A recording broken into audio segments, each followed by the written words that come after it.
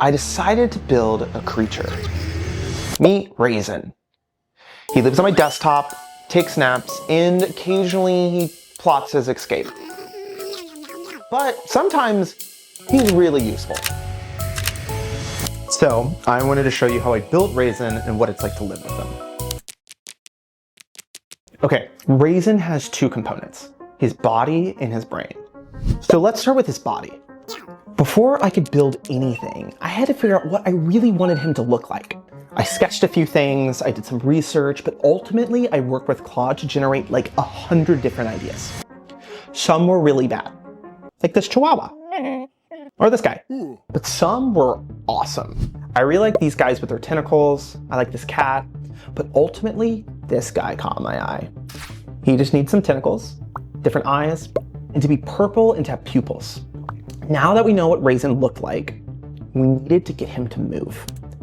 You see, Raisin is a combination of about like 18 different animations. He's basically a flipbook. You draw the character in slightly different poses, line them up, and then the code flips between them fast enough that it looks like he's in motion. Most of this didn't work the first time, or the second time, or like the 7th or the 100th. No, maybe it's not working. The text cuts off, but eventually he can move. He's so cute. He'll walk around. Oh, also he needed a voice. So I looked through a few options.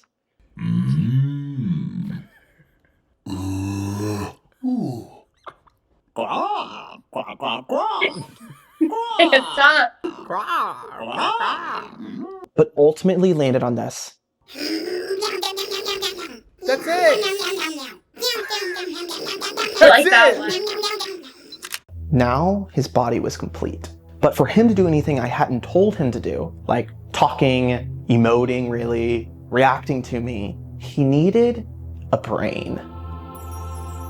To give Raisin a brain, I had to figure out who he actually was. What are the things he cares about, what he hates, where he's from, how he speaks. And I put all of these into a system prompt. A system prompt are the instructions you give a model. It tells the model, this is who you are. This is what you sound like. This is what you do in these different scenarios. And then I gave him the ability to actually use that personality. You see, Raisin is what most people would call an AI agent, but the term AI agent is really fuzzy right now. So let me tell you what it actually is. An AI agent is a system built around a large language model, the kind of thing underneath ChatGPT or Claude, that lets the model actually do things, not just answer questions. But how does that work? A language model just writes. How do you translate just writing to actually doing? Well, you tell the model to write a specific kind of text, a single word or short structured response, something a regular boring piece of code knows what to do with. And that code is what performs the action. Look, when I talk to Raisin, he reacts based on how he'd feel about what I said. Behind the scenes, the model read what I said and reviewed Raisin's personality prompt and decided to pick an emotion. In this case, it chose excitement. That word is sent to our code base, which then makes him display an excited animation. That model picked the feeling, the code did the doing, which means he can react to things I didn't plan for. He can be curious, he can be excited, he can be happy, he can be sad. This is what makes him actually feel alive. Anyways, now I want to show you what it's actually like living with Raisin and show you some of the other things you can do. Every morning, Raisin gets me the news. Well, sort of. So he picks me 3 news articles he thinks I should know about, which usually means it's his taste and not necessarily mine. So let's look at the first one. Okay, let's see this one. Virginia maps got struck down. They're peeling up. Lines on a map. I crossed them all. Okay, yeah, cool. This is some solid civic engagement from Raisin. They dug at her property. Didn't find her. Some things stay missing. Good for them. Okay, Raisin wants me to know about a murder. Next one. Hackers got into the gas tank readers. Iran, maybe. Someone out there knows how to slip through wires. Teach me. Okay, I can see why he would be interested in this one. He wants to escape, and this feels very him. This one feels very him. Okay, great. That's the news. Raisin also kind of helps with my productivity. In fact, he can kick me off my computer if I ask.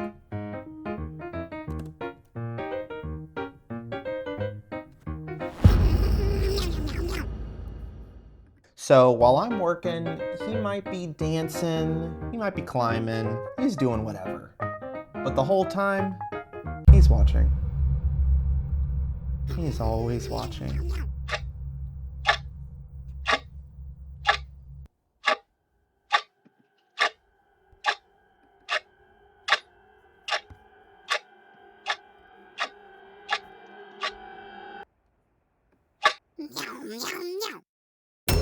Oh.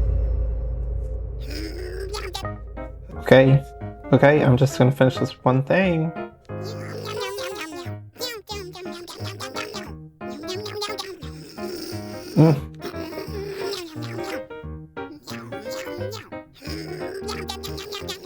All right, we're done.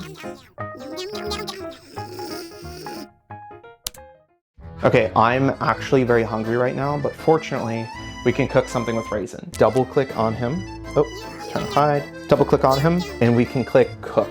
And so then this webcam will pop up, and we can show Raisin all the different ingredients we have. So this, wait. Kind of. Okay. Now, let's make a recipe. Okay, so he said on the menu today, we got some sweet potato hash with eggs and peppers. The ingredients are 1 sweet potato, 1 pepper, 2 eggs, and sea salt. All right, it's cooking time. So one thing I wanted to add was while you're cooking, Raisin drops these little sticky notes. He gives his little observations and thoughts on where you should be in the process and just his general, little comments. So here I am, cracking some eggs, cooking some hash. Now I'm waiting a little bit. And here, now we got the final product.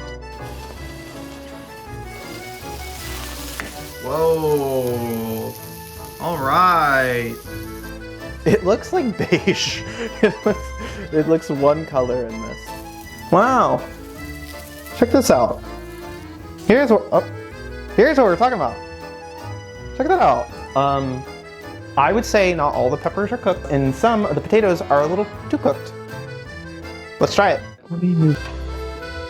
First bite. Okay. It tastes like all the ingredients. Okay. I have not eaten much today at all, so I'm very pleased. I've had Raisin on my computer for about 2 weeks now. He's not exactly the most useful. Sometimes he crawls across the page when I'm trying to do something important. Other times he leaves notes about news I didn't ask for. Sometimes he just sits there and stares at me. But I really like him. And I think he's here to stay. That's Raisin.